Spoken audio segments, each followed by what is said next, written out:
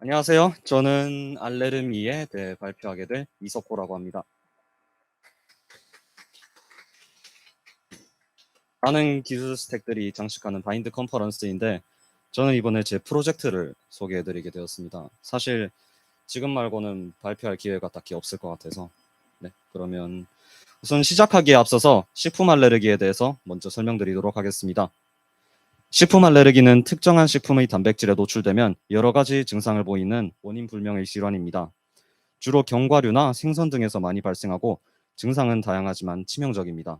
저 같은 경우에도 이제 많은 종류의 알레르기를 가지고 있고 아마 10개 조금 넘게 가지고 있을 겁니다. 알레르기 쇼크 아나필락시스는 심각하면 사망에 이를 수도 있습니다.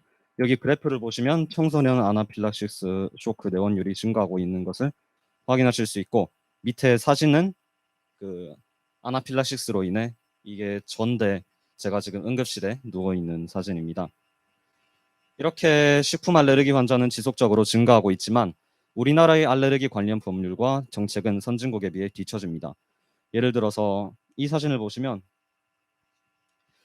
여기 종류에 고등어는 있는데 연어는 없는 걸 확인할 수 있습니다. 그리고 음식은 골고루 먹어야 한다는 우리나라의 음식 문화로 인해서 알레르기에 대한 경각심이 많이 저하되었습니다.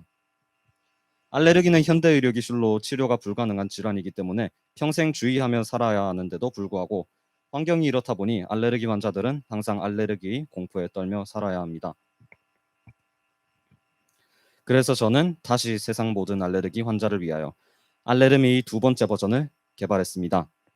그러면 알레르미 기능을 설명해 드릴 겸 시연을 한번 직접 해보도록 하겠습니다. 자, 여기 알레르미 iOS 버전 메인 화면에 와 있는데요. 시작하기 버튼을 누르면 이제 알레르기 식품을 선택하는 창에 옵니다. 여기 같은 경우에는 알레르기 대분류와 소분류가 존재하는데 대분류 같은 경우에는 난류나 육류 그리고 생선류 등으로 구분이 되고 식품 같은 경우에는 이제 생선류는 고등어, 연어, 전어, 멸치, 명태 이렇게 구분이 됩니다. 이렇게 소분류 중에 하나를 선택하거나 아니면 대분류를 직접 선택하면 이렇게 여러 개가 선택이 되는 것을 확인하실 수 있는데 이렇게 여러 개가 선택이 되는 것은 대분류, 소분류 이렇게 구분을 지어 놨거나 아니면 알레르기 같은 경우에는 연관된 알레르기가 많습니다. 한 알레르기가 있으면 다른 알레르기와 연관이 돼서 알레르기가 발생하는 것인데 그것도 고려해서 이렇게 표를 만들었습니다. 그래서 이렇게 자신이 보유하고 있는 알레르기를 선택하고 완료하기 버튼을 누르면 알레르미 메인 화면으로 와줍니다. 알레르미 메인 화면에는 기본적인 기능인 검색 기능 이렇게 중앙에 위치해 있는 것을 보실 수 있고요. 여기서 한번 음식을 검색해 볼 건데요.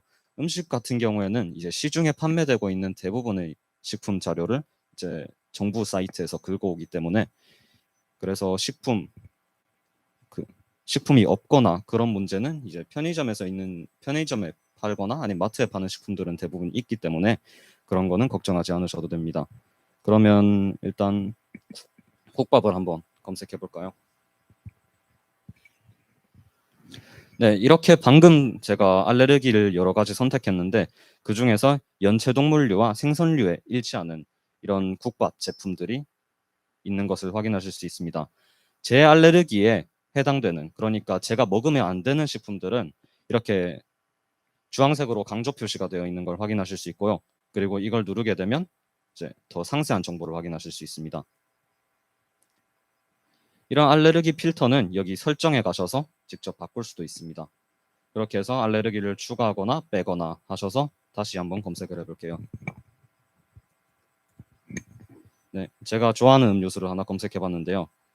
이 음료수 같은 경우에는 제가 선택한 알레르기에 해당되지 않기 때문에 이렇게 강조 표시된 식품이 없는 것을 확인하실 수 있습니다.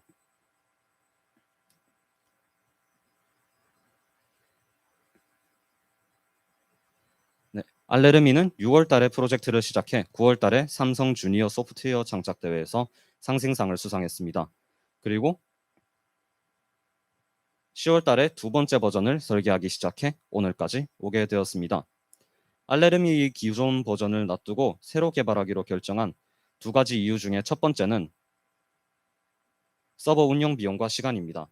서버를 운영하기에 학생인 저희는 리스크가 너무 컸습니다. 만약에 알레르미에서 수익을 창출한다고 하더라도 매번 기약 없이 서버비를 지불할 수는 없는 노릇이고 서버 운영에 투자할 시간도 저희는 학생이기 때문에 별로 없습니다. 두 번째는 전면 코드 리팩토링과 유지 보수입니다.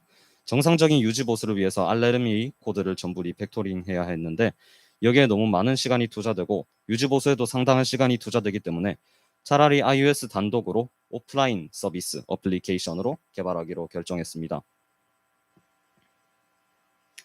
기존의 알레르미는 서버의 알레르기 정보를 저장해 사용자는 로그인 후 이용할 수 있었습니다.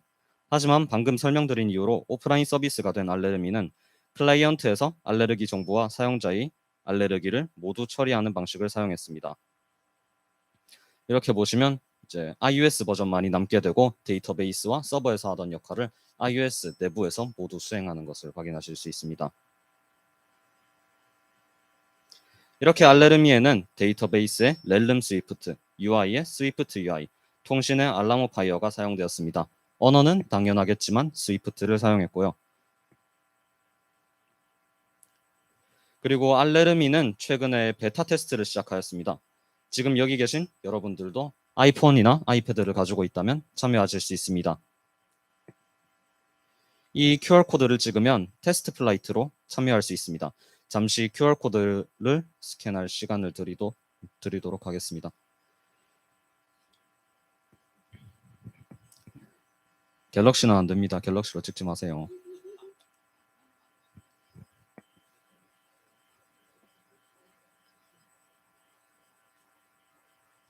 그러면 여러분께 QR코드 찍을 시간 드리는 동안 잠시 질문 받도록 하겠습니다. 알레르미에 대해서 궁금한 점이나 아니면 제가 사용한 스택에 대해서 궁금한 점이 있다면 마음껏 질문해 주세요. 네.